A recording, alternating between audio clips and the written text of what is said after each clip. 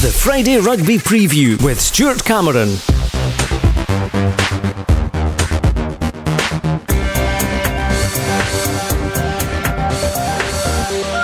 Hello and welcome to the Friday Rugby Preview, your weekly update on all the Borders clubs, including the East League teams from the area. Well, joining me is Robin Purdie. Let's begin by going through last weekend's results after 6 rounds in the Premiership and National 1 and 5 rounds in National League 2. And we kick off with Currie, who have found some form. 55-14 win against Marr. Yeah, Currie just starting to look a wee bit more like themselves. Stuart, that was a good win. You know, we probably thought it was going to be a wee bit closer than that, and Marr just maybe look a wee bit of a different team away from home to what they do at Fullerton. So yeah, Marr can, you know, if they keep going like that away from home, they can get dragged into the mire. Whereas Currie, I believe, are probably starting to look up the table now rather than down. Which leads us nicely on to Glasgow Hawks 26, Melrose 31. 3 away games for them, all won. 3 home games, not won. Melrose are just brilliant travellers at the moment. That was an absolutely tremendous win. You know, is it a pressure game? You know, this is the block of games that they'd kind of identified, and they're picking up 5-pointers away from home, Stuart. It's very, very impressive, and that catapults them a wee bit further up the league to where they want to be, which is safety first and foremost. But that pulls Glasgow Hawks kind of back down towards it as well. Kelso 19, Ayr 48. We always thought on paper that Ayr were going to win that game. The scoreline probably a bit flattering. It was 2 very late tries by Van Wyck, and Kelso scored 3 tries themselves, but still no points for them. And things are getting a wee bit desperate. Well, yeah, things are getting just a wee bit tricky for Kelso, but yeah, it was always going to be, we spoke so often about free hits this season. That was always going to be a free hit. Maybe a try bonus might have been an objective, but there's not going to be many teams get those against Ayr this season. So yeah, Kelso just need to scratch that one and look ahead to what is a massive game this week. Musselburgh 28, Hawick 43. Musselburgh are in bonus point territory. Hawick scoring 43 points. Yeah, I think first and foremost for Hawick, you go to Stony Hill, you get 5 points and you leave, and that's exactly what they did. Fair play to them. I think in fairness to Hawick, a couple of the tries from memory were maybe conceded when Hawick were down to 13 men. I don't think Hawick allowing Musselburgh to get a bonus point makes that much difference to Hawick's objectives, going forward. Hawick just needed to get the 5 points, and they didn't exactly that. Certainly did. Selkirk 37, Edinburgh 23. Now this was an Edinburgh who were coming off the back of a 55-22 win against Musselburgh. Another home win for them, another 5 points in the bag. Brilliant performance, I thought, from Selkirk. This was a toss of a coin game for me in terms of trying to predict it. And yeah, the first 10-15 minutes or so, Accies were in the game, but Selkirk just looks so well drilled at the moment. Gritty up front, but playing some good rugby up front. Good ball players, as well as having a few bigger lumps in there now. The likes of Jack Fisher. Corey Tate played particularly well again. We seem to mention the similar names every week, but Selkirk have got this back division, and they're brilliantly marshalled as well by their 9 and 10, both right on top of their game at the moment. And if there's a scrum half in the division with a better kicking game than young Alderson, I'm yet to see him this season. Watsonians 29, Heriot 21. That was the Friday night game last week. Watsonians 29-0 up at half time. Heriot's 21-0 in the second half, so your typical game of 2 halves there. But Heriot's obviously disappointed they let Watsonians get away. Oh, definitely. Watsonians have been improving week on week, it would appear, and that they've laid down the statement now. They could have kicked on potentially and blew Heriot's away. They did let Heriot's back into it. The game was in the bag, and the bits I seen in the first half, they were very, very impressive, very direct, very powerful, and they've catapulted themselves right into contention for a home semi now. And in the process they've done Ayr a big favour as well. 4 of the top 5 are Super 6 teams from last season. Selkirk the top team from the club teams of last season, so they'll be delighted with that. Long way to go, still only 6 rounds, but right at the start of the campaign we were saying it's going to be 6 games before we actually see things taking shape, and it's 6 games now, isn't it? We see the top 3 at the top. Yeah, I think so, Stuart. It's two leagues now from here on in. Let's be honest about it. That three are going to sail off into the sunset. And absolutely fair play to them. Their inclusion has raised standards all round. Look at Selkirk, look at Edinburgh. Accies going a bit better than they did last season for me, and they've not added that much. So they've raised their game with the inclusion of these three teams. That's an example of that. And it's a better Premiership for me for their inclusion, but they are going to do their own thing now from here on in. So put this into perspective then, into context for the future of club rugby in Scotland. The fact that we've got these big four teams, and we include obviously Melrose in that with Southern Knights, coming into the Premiership now, going into the top half pretty comfortably. Yeah, it would appear to be the case. I think Melrose are a wee bit of an anomaly though, Stuart, because they didn't maintain all that many, in fact barely any, let's be honest, barely any of what was latterly their Super Series team. A lot of boys from the northeast of England that have disappeared, and other guys that have gone to other places as well. And I think they are an anomaly, like I say, and I think they're punching above their weight, and all credit to them this season. There's some guys in that team, there's a handful, if not more, guys in that team that didn't look like National 1 players last season at certain times that are now looking like Premiership operators, and that's the credit to everybody around the place. And in doing so, in performing well on the field, with the renaming obviously as well, or the naming back to what it used to be, they're getting their identity back as well. National 1 then, last week, Biggar 39, Boroughmuir 38, Biggar winning it by a point. Boroughmuir, a Super 6 team that haven't really been able to kick on. Boroughmuir have lost a lot of guys as well. I think evidently there's, maybe a couple came back from injuries or whatever. They look to be improving now. Whether they can improve enough to get themselves but up the table to the point where they're going to be safe will remain to be seen. But yeah, they've obviously got a couple of points there, and it's, on the face of it, it's a good win for Biggar as well, a 5-point win. So yeah, a couple of good results for both those clubs in that game, I would say. Well, Dundee 24, GHA 64, so a big win for GHA on the road. But let's not forget Dundee 4 tries against the league leaders, sitting at the bottom with no wins. And so far they've had 2 very narrow defeats by 1 point only. Yeah, again, another team that just appear to be improving a wee bit. I mean, four tries against this season's GHA and National 1's no mean feat. Jed couldn't do it, Gala couldn't do it.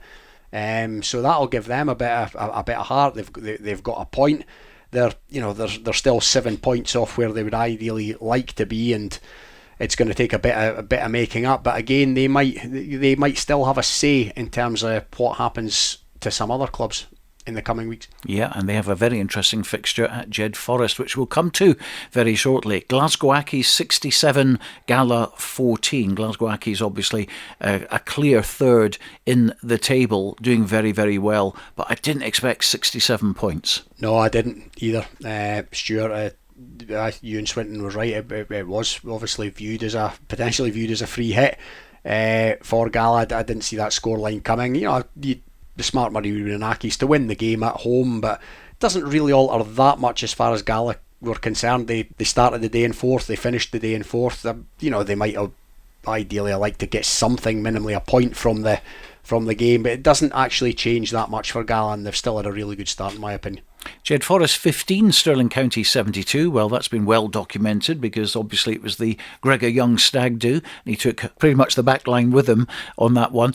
Great experience for the youngsters coming in as well. They would have learned an awful lot from that, but clearly Stirling County well in control there. And I think it actually fell on a good weekend for Jed because they would have lost that game regardless. So they'll all be back for this weekend for what is an absolute vital fixture, and they need a win against Dundee. It's as simple as that. You can imagine the situation if all the boys were away for Dundee. There'd be a few nervous moments there. Oh yeah, that's why I think the cards fell okay for Jed in that regard, and that's life nowadays. There are going to be weekends in a season where clubs have players away, whether it's we've spoke before about skiing, or whether it's a wedding, or whether it's a stag do, or they go to Cheltenham, or they go to Ireland for the Six Nations and they miss a rescheduled game or whatever it may be. It's the clubs that can cope. And I remember Ian Berthinson talking about this last season or the season before. It's the clubs that can get their head round that quicker, that guys don't take their holidays now in the trades fortnight in the summer. They if they want to go away for a weekend, then they go away for a weekend. It's the clubs that can deal best with that probably flourish. Well, the other fixture was Peebles 28, Highland 29. 2 bonus points at home, but they let it slip, and controversial ending as well, as we'll hear later, when the referee blew for full time after the assistant referee had put his flag up for foul play. Now, there's no guarantees that Peebles would have scored from that penalty, but you don't want to hear kind of games ending like that. No, if a penalty's about to be awarded to Peebles, the assistant referee had his flag up. Yeah, well, at the very least, I don't know where it was in the park, but if it's within kickable distance and they stroke it over, then they win the game. But even if it's not, then they nudge it down the touchline and they get territory, and they inch towards kickable territory, or they inch towards a drop goal or even a try. So yeah, a wee bit of controversy there by the sounds of things, but yeah, it's certainly a very good win for Highland, that's for sure. But Peebles getting a couple of points out of that.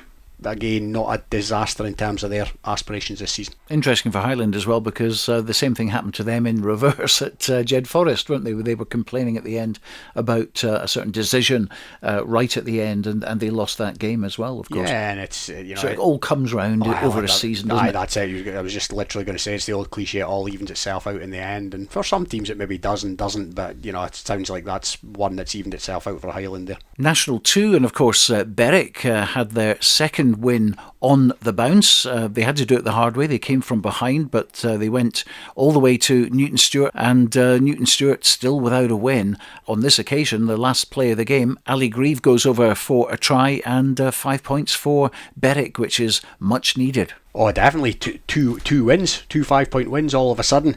And they're up to 10 points. They're off the foot of the table, and not only that, there's 2 clubs below them now, and obviously the old stager Ali Grieve getting the try there at the end is good to see. And yeah, I would imagine that was quite the bus journey back from, we speak about it all the time about Berwick, these journeys they have to make, and it will make the return all the sweeter when they get a win like that. But yeah, a really good couple of weeks for Berwick. And Newton Stewart, as I said before, strange to see them at the foot of the table. And so to this weekend then, and tonight there's a game under the lights at Meleni Park. Currie versus Watsonians. It's not a televised match, this, it's just one that they've chosen to have. Currie, great win last weekend. Watsonians turning the screw against Heriot. It's now all going to happen at Meleni Park, and it should be an interesting game. It really should. I'm actually a wee bit disappointed this is not on the TV, to be honest, because it's got the makings of a good game. There's a lot of sort of connections between these two clubs, with George Watson's school and Merchiston, and teachers that work at one and coach at the other, and all that kind of stuff. And yeah, it's an interesting looking fixture. And at the start of the season, that this is a one where a club team can get one up on a proper Super Series outfit. But I think with the way Watsonians have progressed in recent weeks, I can see a Watsonians victory. But Currie will be looking to at least come out of this with a degree of respectability, and I think they will. Edinburgh Accies against Glasgow Hawks at Rayburn Place, and 2 teams coming off the back of a loss. Yeah, they are, and I was a wee bit disappointed in Accies last week. I don't think they were allowed to play. They certainly was, through no lack of effort. They huffed and they puffed, but Selkirk's defence was really resolute. And yeah, Accies have strike runners in that backline, Robbie Kent, and in particular Robbie Chalmers, and they did create a wee bit of space, but they just they weren't able to finish all that much off. But at the end of the, they still scored 3 tries in that game, and they'll certainly be a force at home both this weekend and for the season as a whole. And yeah, Glasgow Hawks went alright on the road at Marr early in the season, but I can't see anything else other than Accies win in this one, Stuart. Hawick against Selkirk. Let's hear from both head coaches. Sesh Henderson from Selkirk, and first Hawick's Graeme Hogg. It was really good to come away with the full 5 points from a trip to Musselburgh last Saturday. As we know, Musselburgh isn't the easiest place to go and get a win, so to come away with the full 5, that was something that we were really happy with as a squad. Looking back at our performance, as I say, there were some things that we were really happy with. Again, to come away with, I think it was 6 tries we got on the day. Shows that our attacking game is working, and we're getting better and better week on week with that side of things. But obviously to concede 28 points defensively, we are still got a bit of work to do there. So obviously we've put a fair bit of work into that this week, as we have the last couple of weeks. But the challenge this week is obviously going to be much different. It's our first border derby of the season against Selkirk at Mansfield Park, and Selkirk have obviously had a a relatively good start to the season. They're coming down to Mansfield with a fair bit of confidence. So yeah, we're looking forward to the challenge. 7th game of the season now, so we're well into the midst of what's coming and what we should expect, and we're looking forward to it. There's a few changes into our squad this week. Unfortunately, Lee Armstrong is unavailable, so there's going to be a little bit of a rejig in the back line. Matt Reid is going to come in for his first start of the season on the wing. Charlie Welsh will move into the centre. And up front, we've still obviously got the lottery of who's available, who's not available, injuries and such like, but it is what it is, and we just keep moving forward, and we look forward to the challenge on Saturday. Right now it's only Taylor Wilson that'll come back into the squad, and possibly Brodie Allen, a couple of injuries to look at, hopefully nothing too much, so just be the two players that will come into the squad for this week's game. It's another massive border battle for us, another massive game for Selkirk. I say to the players that this week's now the biggest game this season, and that's what we need to focus on. In Brackers was a big win for us. Our defensive effort was outstanding, and we need to bring that in more to Hawick on Saturday to get a chance to come away with some points. But the boys are now just picking up that little bit of belief, even though they're still grounded. So we're picking up belief that we need to get better each week to perform home and away against these top sides, and we'll go down at A7 to Hawick on Saturday, and prepare to put a massive 80 minutes in for all players will do that, and if we do that and we stay disciplined, we apply pressure in the right areas, then there's an opportunity here to pick up points and make it very hard for Hawick to get any, and that's what we're doing to teams now. We're making them hard to get tries against us. So we're working hard, and we'll look forward to go down to Hawick on Saturday and let's see what happens. Let's have a little history lesson after that, shall we? Because in 82 games played between Selkirk and Hawick, Selkirk have won just 14, 4 draws, and the rest have all gone to Hawick. Hawick have the chance to go above Selkirk if they get 5 points, and Selkirk get nothing. So a big incentive for the Greens, and of course a big incentive for Selkirk. Oh yeah, I mean, you just have to think of the amount of dominance that Hawick have had, across club rugby as a whole in Scotland at various points in history. It's not an easy place to go and win a game of rugby. It never has been, and those stats don't surprise me, to be honest. And there'll be other clubs as well got a similar record against Hawick. But yeah, it's a very, very difficult one to call this for me, Stuart. Not so much being spoken about Hawick this season for obvious reasons, but you mentioned there, if they have a 5-point win, Selkirk get nothing, then all of a sudden, they're potentially above Selkirk, and people have been talking about Selkirk, myself included. But you just need to look at the Hawick team. Mitchell, Ford, Sean Muir, Fraser Rennick, Jay Linton. Some serious ballers in there still. So not an easy task for Selkirk, that is for sure. But the likes of Corey Tate, who's obviously a Hawick boy, he's playing out his skin at the moment. Jack Fisher as well in the offside line team of the week again. Those guys have brought Super Series standards into Selkirk, and that's just so plain to see. And Taylor Wilson's back this week as well. Brunlin's been an absolute revelation. If he's not on the radar of the SRU in the not too distant, then I'd be very surprised, given that he's young as well. So young. I think he's still a teenager. So yeah, it's got the makings of an absolute classic, Stuart, and I struggle to call this one, to be honest. Well, that's our commentary match tomorrow on Rugby Radio. Should be an intriguing encounter for sure. On to Heriots against Musselburgh at Golden Acre, and surely a nailed-on win for the Nails. Yeah, I think so. I'm not particularly keen on making predictions, given some of the efforts I've come up with this season. But yeah, I can't see anything other than a 5-pointer for Heriots here. Stuart, they'll be looking to get back to winning ways after their disappointment at Myerside last Friday night. Musselburgh will, they'll get stuck in, absolutely. It's what they do.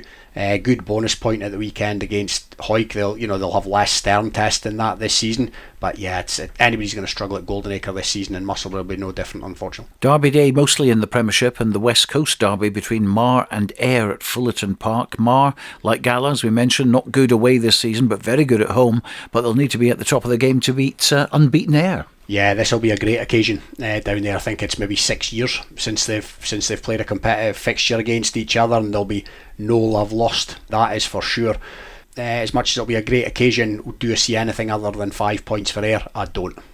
Other game in the Premiership is at the Greenyards. Melrose versus Kelso. Neil Hinnigan, Kelso's Director of Rugby, will have his say in a moment. But first we hear from Melrose co-head coach Scott Wight. There'll be a couple of changes. Ben McLean and Elliot Ruthven sadly miss out through injury, so that'll look like Angus Weir and Finlay Sinclair coming in the back row. Finlay played his first game involvement last week, so the team will remain much the same in terms of last week. So Will Owen, Logan Kirk, Jack Dobie, Angus Weir, Angus Ransom and Finlay Sinclair will be at 7, Will Ferry at 6 and Rory Lindsay at 8.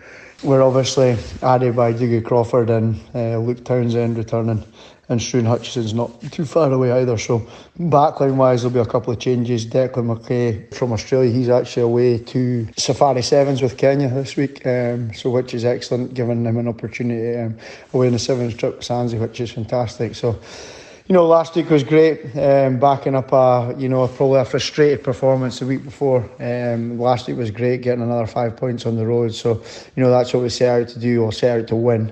But to get 5 points is excellent.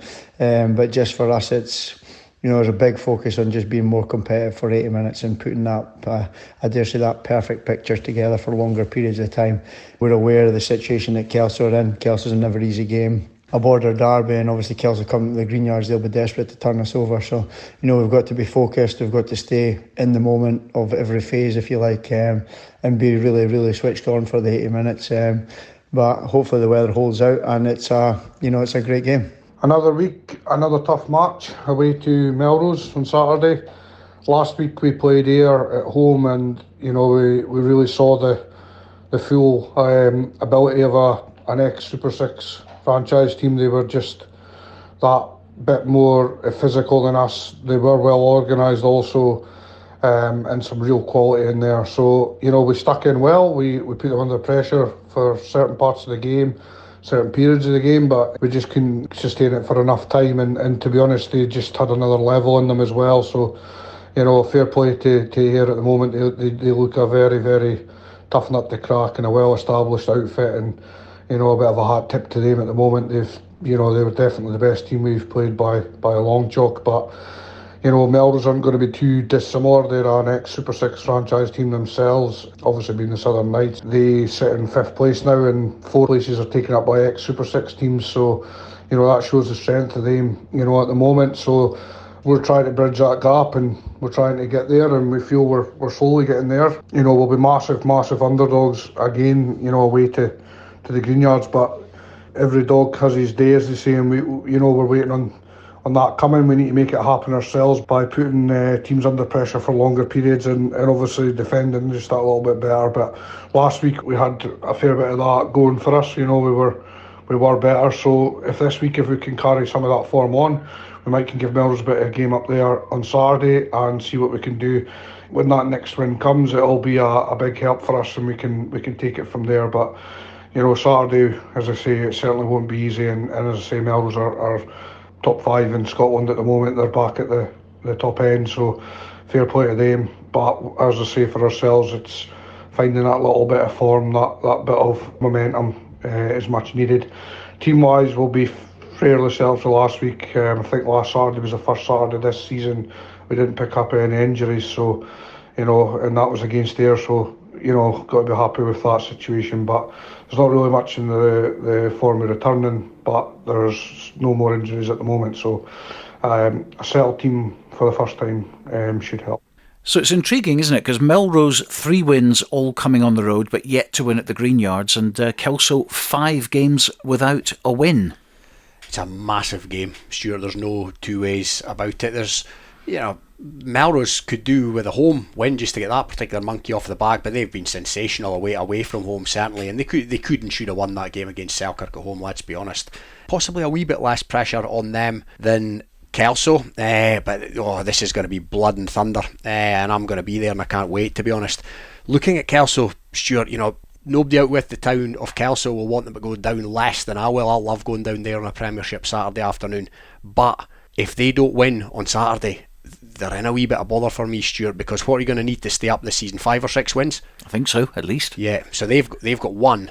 After this weekend, there's 15 games left. Now, unless I'm mistaken, 10 of those are against Watsonians away, Ayr away, Heriot's twice, Hawick twice, Currie twice, and Edinburgh Accies twice. That leaves Selkirk away, Musselburgh at home, Hawks at home, Melrose at home, and Marr at home. Where are 5 or 6 wins coming from out of that for lots of teams? And that's what makes these Glasgow Hawks versus Musselburgh and Kelso against Selkirk so vital. It's huge. It's absolutely huge. And Kelso have come unstuck away at Musselburgh, and they've come unstuck at Marr, and they've come unstuck at Glasgow Hawks. Heavily a couple of times as well. So this is a massive game for Kelso. There's no two ways about it, Stuart. And this game for both clubs will go a long way, in terms of determining the remainder of the season, because if Melrose go 4 from 7, then that's them in a really good place as well. As you mentioned, you are going to be there reporting on that one. It's also our television game for this Saturday night, so we'll look forward to what's going to go down at the Greenyards. Melrose against Kelso, absolutely huge game, and another border derby. Well, into National 1, Gala versus Biggar at Netherdale. Here's Gala head coach Ewen Robbie. Yeah, we travelled up to Glasgow Accies at the weekend there. Came away on the wrong side of 67-14 defeat. We just never really got started, and you can't do that against a team that plays with a lot of pace, a lot of power, and they're really willing to throw the ball about. They did play very, very well. They're a strong side. But the disappointing thing for us was our performance.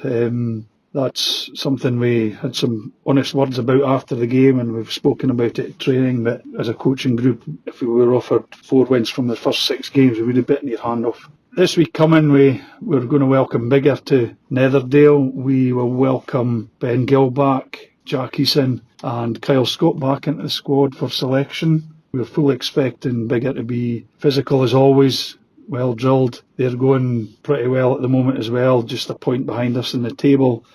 Our next 2 games are against Biggar and Barrmuir, who are the 2 teams that are just below us.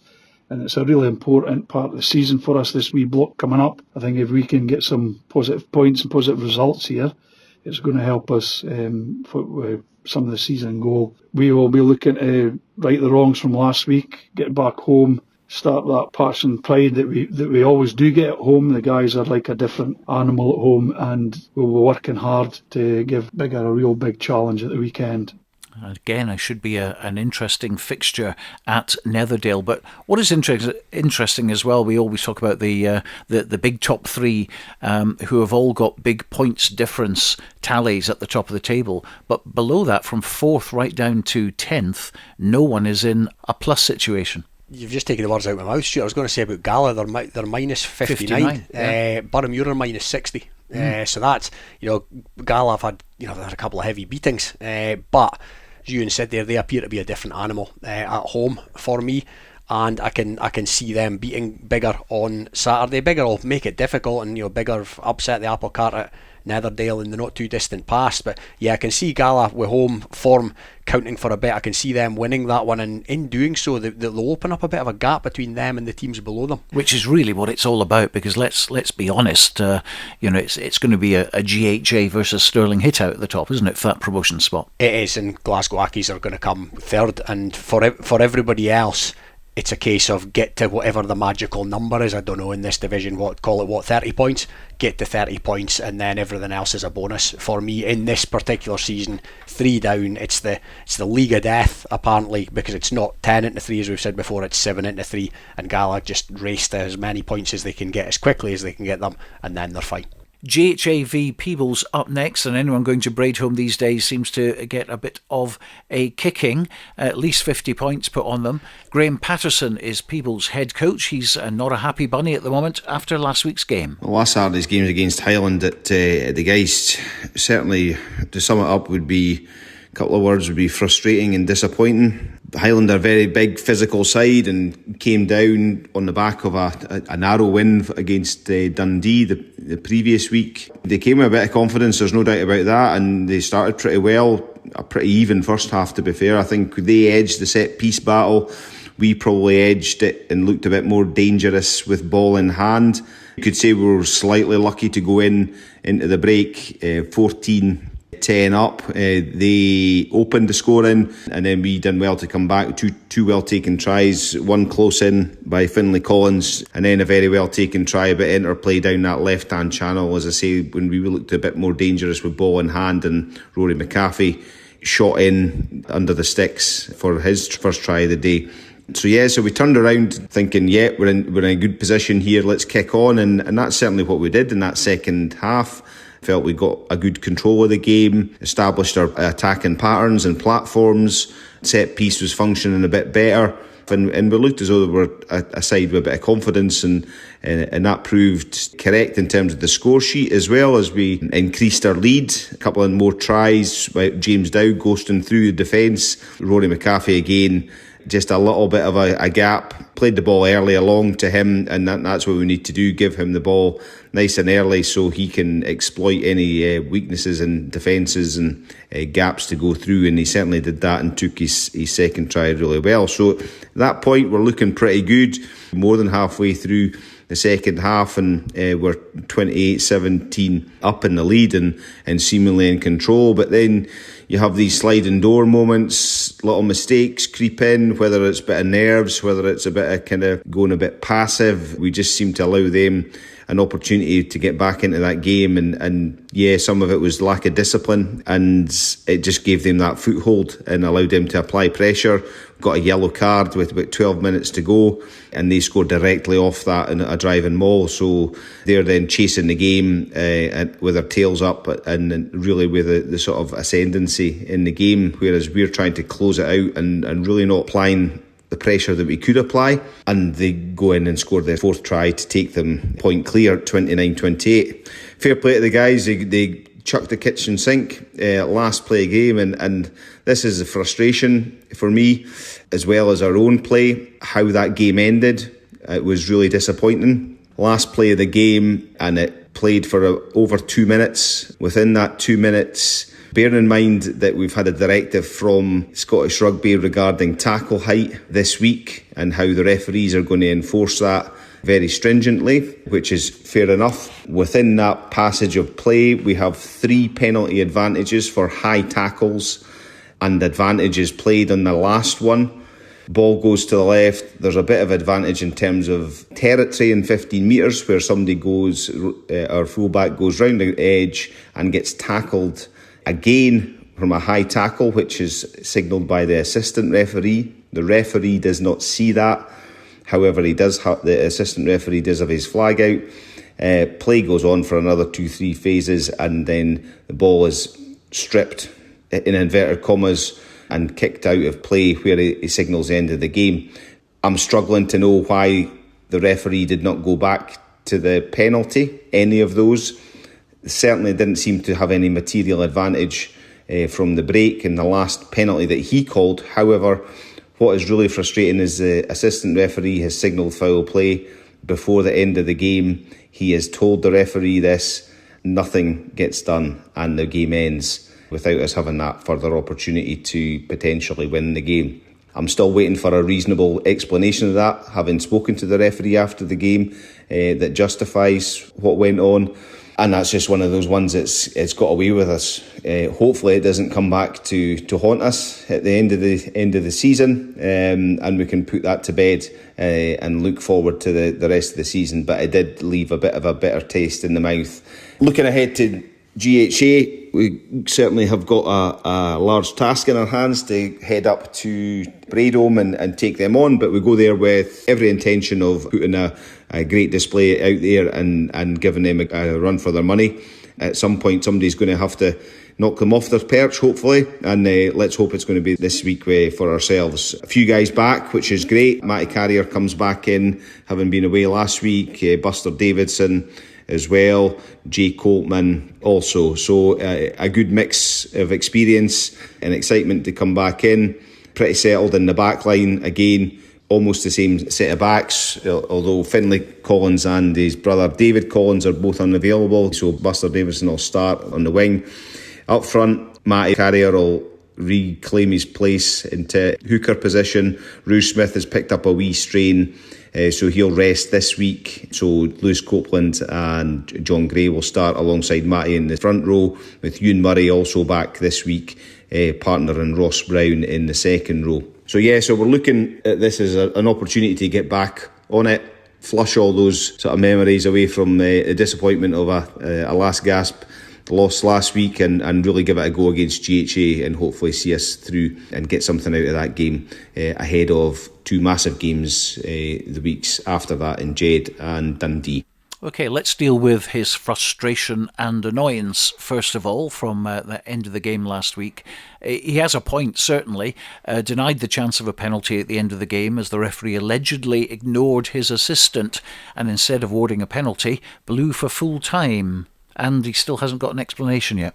Yeah, it seems a strange one to me, that's true. I've not seen it and I wasn't there, obviously. But yeah, if the assistant's got the flag out for an infringement and then, even if the referee doesn't see that and blows for full time, then surely the assistant intervenes and says, no, hang on a second, I need to speak to you about something, and then at the very least they take a view. But yeah, that sounds a strange one to me, and yeah, he sounds pretty aggrieved there, Graeme, and he's probably got every right to be. And the fact that he's not had a response in 5 days since the match is not great. No, it's I think it always has to be a two-way street. Officiating is a tough old job, let's be honest, and there's not enough people putting themselves forward to be referees, and so it's a tough gig. It's a tough gig, but they are quite right to ask for respect, untold respect.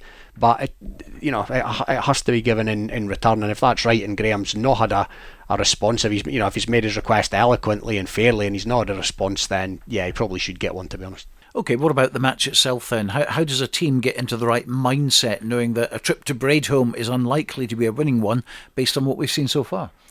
Oh, I think you just have to go there and give it your shot. Now, part of Peebles' DNA from the rugby that I've watched over the last 2-3 years appears to be, stuck in at all costs, get up in the faces and give it a right good crack. So they'll no doubt do that. Whether or not it'll be enough, I wouldn't back them if I was a betting man. I have to be honest. But then again, I'm saying that now for everybody, for the rest of the season, going to Braidholme, given what they done to Stirling there. So if Peebles can come away with a point, then they've won a watch for me.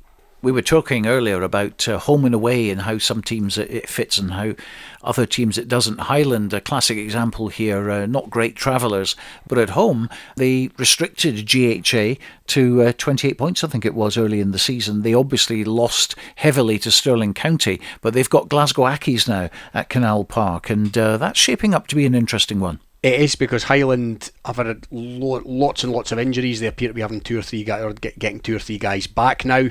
Very difficult place to go, as has been evident over the last few years. And this has got a wee bit of a banana skin-ish look about it for Glasgow Accies. But in saying that, can they go to Highland and win? Of course they can. They are very, very impressive this season, and they were impressive last season as well. So it's a tough-ish one to call. I can see Accies sharing it, but I would not be at all surprised if Highland get a point or two. On to the next game, which is a crucial encounter. Jed-Forest at home to bottom club Dundee. Here's Jed head coach Stuart Johnson. You look at the league table, it's probably a must-win for both sides, to be fair, but we need to go into this week confident, and we need to pull out a result just to try and edge us away from that bottom 3. But also after our last 2 weekends with a couple of difficult fixtures, and to be fair, if you look at the last couple of weekends, both GHA and Stirling haven't done anything different to us than they've done to other teams. So I'm not looking at those results, not saying I didn't expect much else. But this weekend, as I say, Dundee, they're bottom of the league, they've not won a game, so they're going to be desperate, but we need to be desperate as well. Good news is we've got Rory Marshall, Gregor Young, Lewis Young all back from being away last weekend. Kyle Grieve and Ben Howell come back in the squad being fit. Add to that forward pack. And Robert Hogg's going to come into the squad this week as well, adding some experience and some physicality. And then you've got the likes of Logan Kerr, who impressed last week in his first game. He adds a bit of edge just to that back 3. He's quite physical for an 18-year-old, so he'll keep his spot on the wing. So important game for the club. We're as full strength as what we can be, so we're going at this game confident. Hopefully we can get a result at home, hopefully pull us out of that bottom 3 in the league. Well, Dundee can count themselves unlucky. 2 losses by a point only. Getting 4 tries against GHA last week shows they've got some power as well. And surely they're going to get a win very, very soon. Jed will be hoping, of course, it's not tomorrow. Oh, absolutely, they will be hoping that. And I'm the last person that wants to pile any pressure on Jed or any other local club for that matter. But this is the very definition of a must-win game, Stuart, and is 4 points enough from this one in the grand scheme of things? Jed still got Glasgow Accies to play twice, as well as the trip to Stirling and as well as GHA to play. I know the other clubs around Jed have got all those clubs to play in the second half of the season, but some of them have already played it. They played all three of them. So yeah, and they've got to go to Canal Park still at Boroughmuir as well. So yeah, absolute very definition of a must-win game for me this, Stuart. But I think, can they get the win? Of course they can. He mentions the names that come back in there, the kind of three big hitters, if you like, in the back division. But for me, equally as important is Ben Howe, the absolute workhorse in the back row, and Kyle Grieve. He's a carrying machine that always bumps off the first man, so that's a big bonus to have those two back as well, and that could be the thing that swings it in Jed's favour tomorrow afternoon. So a mouth-watering clash, certainly at Riverside Park tomorrow. Well, the other game in National 1 is Stirling County against Boroughmuir, the two Super 6 teams from last season going head-to-head, but as we mentioned earlier, the fortunes of both clubs very different. Oh, definitely. Stirling riding high, although not quite as high as they would like, given their heavy reversal at GHA. Boroughmuir, not where they want to be, of course, but they just seem to be improving a wee bit week on week. They'll upset somebody somewhere along the line, but will it be at Bridgehaw tomorrow? I don't think it will, in all honesty. Stirling are a different beast to most of the teams in that division, given who they maintained from Super Series, and yeah, I think they'll have too much tomorrow and it'll be a 5-point. Well, National 1 has always in the past gone down to the wire in all sorts of ways, and this year, no exception. Oh yeah, it's going to be tight at the top between Stirling and GHA. That probably is going to come down to what will essentially be a playoff game at Bridgehaw. But yeah, everything at the moment sort of below Gala and Biggar, and those two could get dragged into it as well. Who knows? It's just, yeah, the 7-3 scenario is going to give us much to ponder over the coming weeks and months. National 2 then, and Berwick got their second win of the season against Newton Stewart on the road last weekend, but left it very, very late, as we'll hear from head coach Paul Pringle as his team prepares to face Gordonians. So last Saturday we undertook the long journey to Newton Stewart in what we knew was going to be a really difficult match. You could see certainly from their performances they're getting closer to that first win, so yeah, we knew it would be a difficult exercise for us. We did start going down the hill with the wind, and Jack Dalrymple just back into the squad got a good intercept try. And then after that, unfortunately, we just kind of dropped off the pace a little bit and become a bit passive in our defence, and the line speed dropped off, and that allowed Newton Stewart through their big pack and very quick backs to rattle in 4 quick tries to go 22-7 up. Around the 35-minute mark, Rafa Kraminski came on and just injected a bit of extra energy and danger to that defence, which was great. And we then quickly rattled in 2 tries from James Thompson, who was really dangerous at centre. So that was great. So we turned it 22-21, and we knew we were going to be a hard knock in the second half going up the hill. But we conceded a try fairly early in that second half.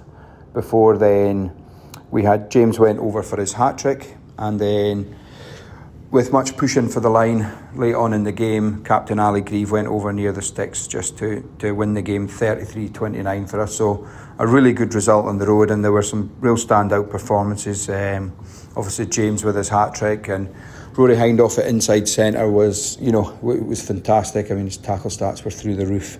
And also Jordan Jackson at 15, just starting to really find his feet there, and he's a real threat for us in attack. So all in all, really pleased with the performance. It just keeps things ticking over. And this Saturday, we know we've got a difficult task with Gordonians travelling down. We played them at the end of last season. Very big pack, very physical. So we know it'll be a tough game. We do welcome Aidan Rosie back. Aidan will come back and go straight onto the wing.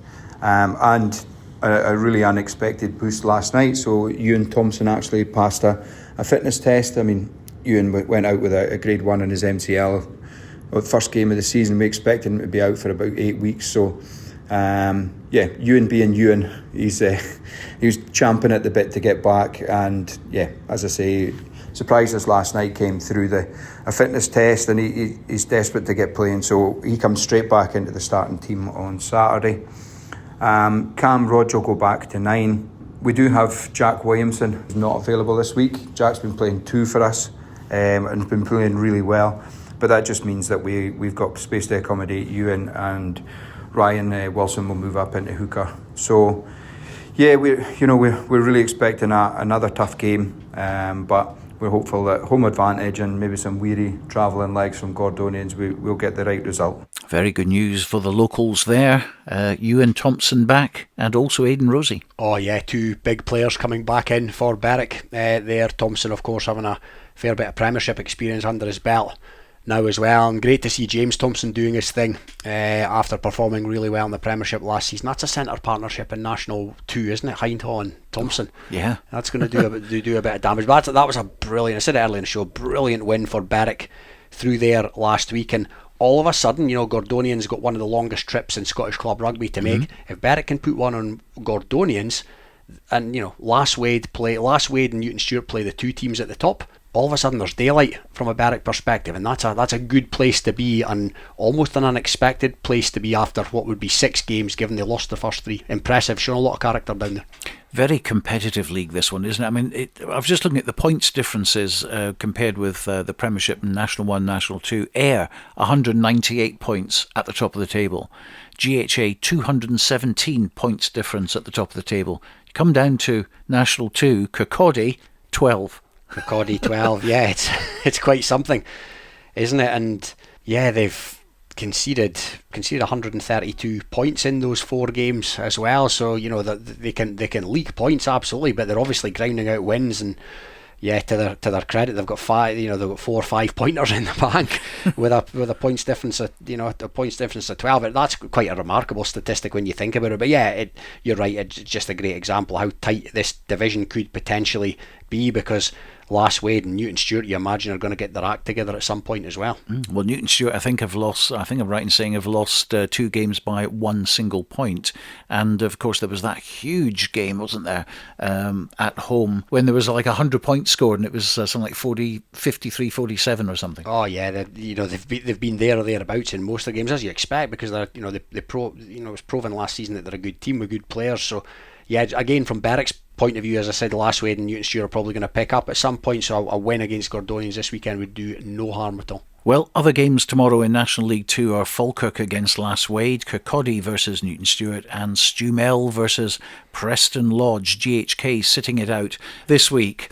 Into the East Leagues now, and delighted to say there are 6 games going ahead after the 2 bowl fixtures were scrapped last weekend, and that means we can bring in Ewan Welsh for his look at those divisions. The East League Roundup with Ewan Welsh.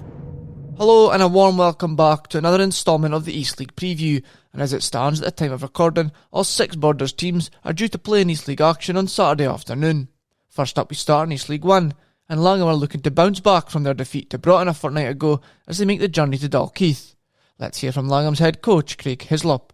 Week past Saturday we were at home to Broughton, a team that were unbeaten. For a large part of the game it was a ding-dong affair in which we were leading going into the last 10 minutes. Unfortunately picked up 2 yellow cards. They scored a couple of tries, one at the death, which denied us even a bonus point, so it's a pretty disappointing finish to what had been a pretty decent performance, in which we'd all had lost our captain and vice-captain in the week up to the game, and they'll still be out for another couple of weeks. So this week, after having a week off, due to having a bye in the Shield, we head up to Dalkeith. Pretty much like yourself, we're going well early doors, but picked up a few defeats the last few games. We were expecting it to be a hard game against what normally a big physical team. So we'll need to get our tactics right. We have a patched up squad that we're going up there with this weekend. But hopeful with the positive signs we showed, and some of the young lads that have came into the squad have showed some good promise. So not writing it off, but definitely be a challenge in where we've always struggled in the past. Here's hoping. Into East League 2, and it's been 3 weeks since White Quins last played a game, and after a staggered start to their season, they will be desperate to get a run of games going, kicking off with an away trip to Carstorphine on Saturday. Here's a Quins captain, Liam Graham. Yeah, after a couple of weeks off, we go up to Carstorphine this week with the lads, really just excited to get a game under their belt. It's not been the most ideal start to our season, having 2 games called off in the first 4, and then winning one and losing one. It's been a kind of mixed bag for us, really. We're really just trying to get some consistency now with planned games for the next 3 or 4 weeks. Hoping just to kind of gain a bit of consistency within the squad, getting good teams out every week, and trying to get the good results. We know the next stretch of games is really, really crucial for us. playing against Kirkstofan this week and then playing against Livingston the week after, and then going up to top of the table Dunbar in 3 weeks. We don't know where we'll be at the end of it, but hopefully if we can come out with 3 positive performances, we can get something out of each game. The lads are really excited to go up to Kirkstofan, although we will be missing a few from the win against Leith due to injury. We're hoping to get a strong enough squad to go up there and really give them a good game.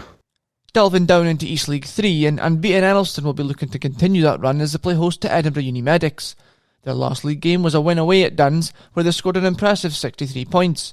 But Cammy Hill and his players will not be getting carried away just yet. This week's soundbite comes from Ali Sesford. This week we have our first home game in the league against Edinburgh Uni Medics. They are one of those teams that you don't know what they're going to turn up with. You look at our games last year. We played them 3 times, and while we did manage to win all 3, 2 of those were by the skin of our teeth. And then you look at the results this year. They've lost to Duns. They pushed Lismore close. They narrowly beat YM. And then they've had the 2 wins against Inverleith in the league and the bowl. So you really don't know what kind of quality team they are.